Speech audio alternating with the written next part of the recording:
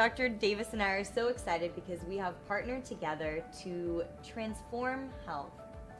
And I say this because we have created a project where my organic produce co-op and his clinic are going to start recommending and prescribing fruits and vegetables instead of or in place of prescription drugs. So Dr. Garth, you and I both believe that food is medicine, right? Yes. The first physician ever, Hippocrates, said that let food be thy medicine and medicine be thy food. And that's what I really want to teach patients.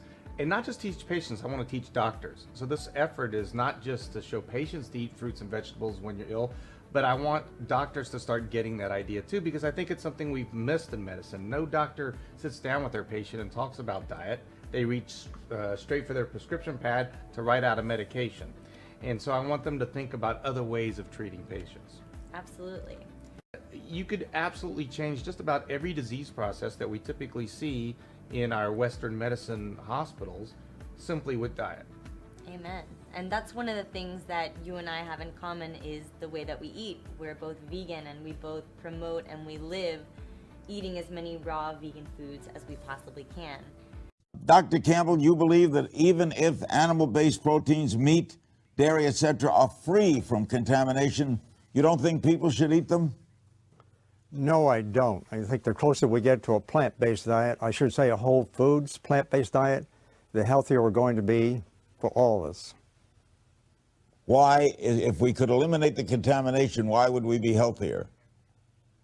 Well, I should say something about myself. Incidentally, I came from a background on a dairy farm milking cows, and then eventually ended up in graduate school now more than 50 years ago, attempting to promote the idea of the good old American diet, high in protein and all the rest, and high in animal foods. And so I got into my research program that was to last for many, many years, funded by NIH, and learned something that I didn't expect to see.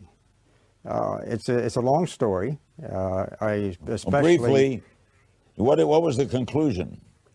Well, the conclusion was that the closer we get to consuming a whole foods, plant-based diet, the healthier we're going to be on all accounts. Okay. I'm Dr. Neil Barnard from the Physicians Committee in Washington, D.C., and I'm on the faculty at the George Washington University School of Medicine. When people follow a vegan diet, it's remarkable to see how many benefits they get. It helps the heart, not just preventing heart problems, but when a person already has heart problems, it can reverse that to a degree. It cleans out the arteries.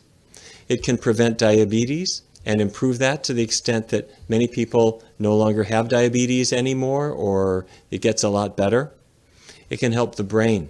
It can reduce the risk of Alzheimer's disease.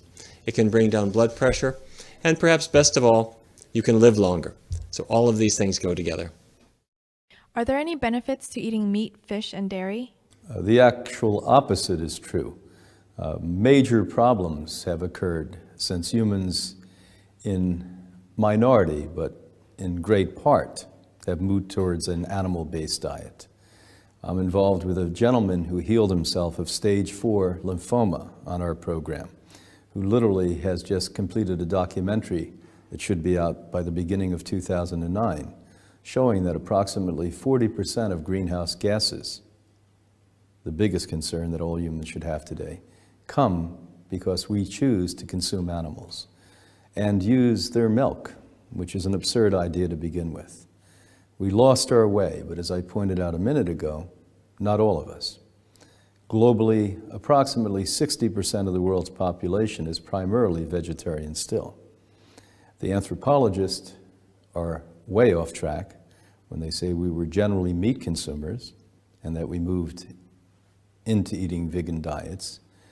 The truth of the matter is we were vegans and in some cases vegetarian, and a small part of the population, generally in the developed countries. And when you look at the history of why that happened and how it occurred, it was a very calculated process of marketing from both the meat and dairy industry that convinced all of us, and most of your listeners there, I know they convinced me, even in formal education, that our bodies would literally fall apart without meat. And the only true protein is an animal source protein. This is completely bizarre by the mere fact that every drop of protein on this planet comes via the photosynthesis process, when the plant's leaf picks up the UV rays and converts it into amino acids. So every drop of protein on this earth is from actually a photosynthesis or a plant. Now, when that's understood, and anyone who would like to challenge me on this, I would have a debate with anywhere on the planet, anytime.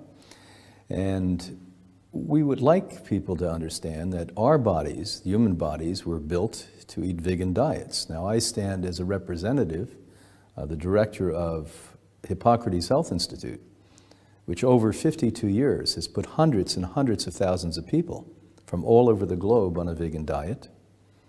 Many had been given weeks and months to live, and I don't mean a handful, probably 40 to 50% of the people who have come through our doors in 52 years have been given up to die. And tens of thousands of these people have recovered. All of us who consume this vegan diet do not age like the rest of the population does. We do clinical research on humans, not laboratory or computer models. And we are absolutely clear that the best way to get protein is from plant-based diets.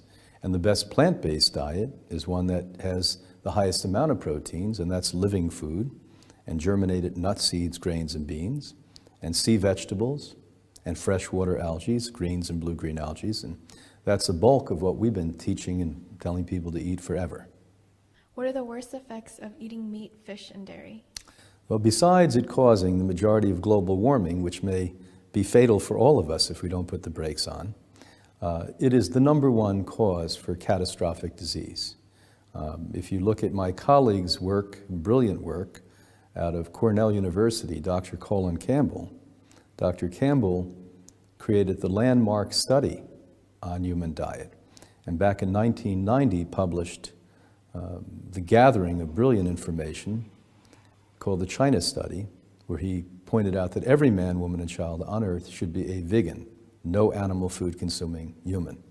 He supported that with his half-century of work, and why it was called the China Study, interesting enough, is because he is not only a colleague, but a fellow American. In our country, when he proposed that we should tell people not to eat meat, he was pretty much run out of town. And the only government worldwide that was willing to support and allow him to work with the population to improve it were the Chinese, at that point, very much communist Chinese country. And he did the work there, headquartered with a European nutritionist and a Chinese nutritionist, and made models and comparisons to populaces around the world. And thank goodness for the listeners today, that was put together in a compilation, a smaller book, very readable book by the general public, called the China Study, about 5 years ago. So all the readers who are really truly interested in diet and how important diet is and how it causes disease, please read Dr. Campbell's The China Study. In there, there's graphs that if you read that book and continue to consume animal foods, you are really suicidal, because the graphs clearly show that people who consume animal foods and the level they consume increase cancers, cardiovascular disease, diabetes. I believe it contributes to mental illness, and we have wide evidence of this over the decades. We've done studies on this. Beyond all of that, it actually changes the mood of people.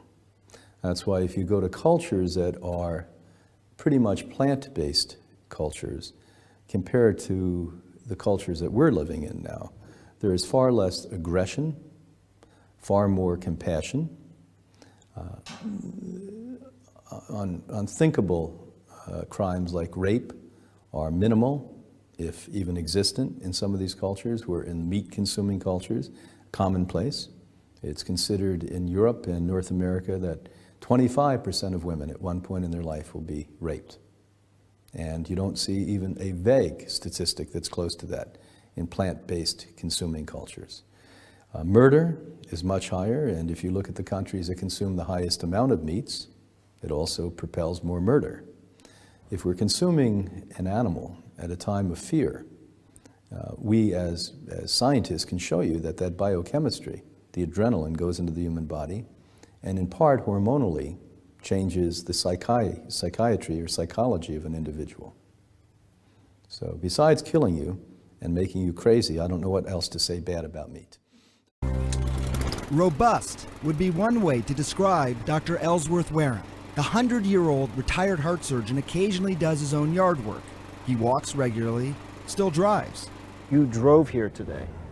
Driving is nothing. I worked till I was 95, assisting, mind you. Yeah. I could have done heart surgery, but it wouldn't have been fair to the patient because sometimes you need reserve strength. If you gave me something to memorize, I would memorize it just as quickly now as I would when I was 20. How is your health? Oh, superb. I haven't got an acre of pain. The great-grandfather believes his plant-based diet plays a big part in all this. If your blood cholesterol is under 150, your chances of having a heart attack are pretty small. Now, my blood cholesterol is 117. There's no chance of me having a heart attack. So you're heart attack proof. Let us say I'm dealing in an area which I understand. Perhaps another key to Wareham's longevity, not letting problems weigh him down. How big a role does stress play in your life? And You've asked the wrong person. I have a philosophy, you do the best you can, and the things you can't do anything about, don't give any thought to them. what motivates you nowadays? I feel that I have to make a contribution. When I was doing surgery, I made it by operating. Now I try to make it by speaking about preventive medicine. And showing people just what 100 years old can look like. Dr. Sanjay Gupta, CNN, reporting.